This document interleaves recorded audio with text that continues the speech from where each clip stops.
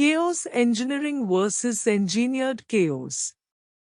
An excerpt from Devsena Mishra's article Missing Dot Pattern, Spotlight and Capacity Building Opportunity for Bharat, published in Vivekananda International Foundation, VIF.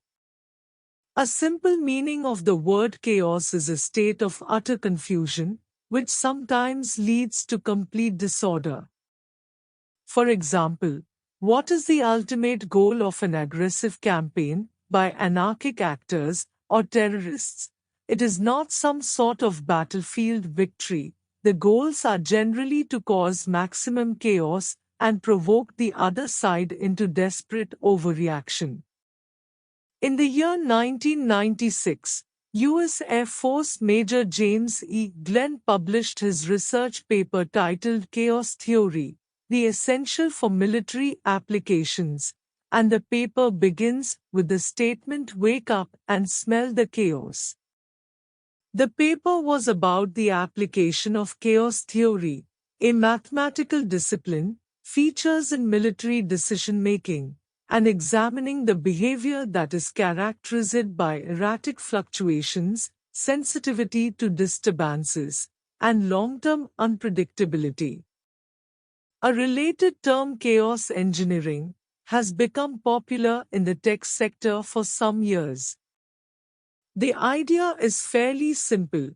It's about a systematic process of inducing some artificial chaos, failure bugs, in the life systems, in a production environment, to test their resilience.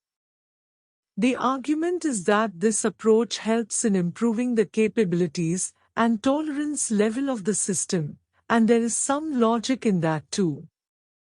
So, as a professional practice, chaos engineering is good, but the problem comes when companies capable to perform chaos engineering, generally large tech corporations, social media platforms, on their systems, often attempt to apply those methods in different domains, outside their system's boundaries, in the real world.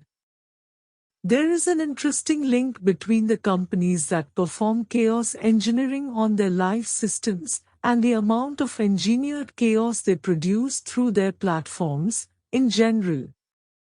If we keep the number and losses from misinformation/disinformation aside, as accounting of those numbers is now beyond calculation, these days the approach of propagating any new tech or trend, within the IT industry itself, is based on nothing but chaos. Current chaos on AI. A few days back, some concerned citizens cum global tech leaders gathered again to sign an open letter that calls on all AI labs to immediately pause for at least 6 months the training of AI systems more powerful than GPT-4. It is not the first time when such a letter campaign is launched. Pause Giant AI Experiments, an open letter 2023, the Future of Life Institute, which runs such open letter campaigns, has earlier run a similar campaign in 2015, and the title of the open letter at that time was Research Priorities for Robust and Beneficial Artificial Intelligence, an open letter, and at that time, over 11,251 such tech leaders signed that letter too. Like all previous letters in past, the signatories of this letter are the same people that have their interest, investment, and stakes in the ongoing AI-related research and activities. So, one can ask to whom they address in their letters, again and again, and why such campaigns look like a marketing branding activity for the upcoming suite of AI apps. Chaos in itself is a popular marketing tool as well.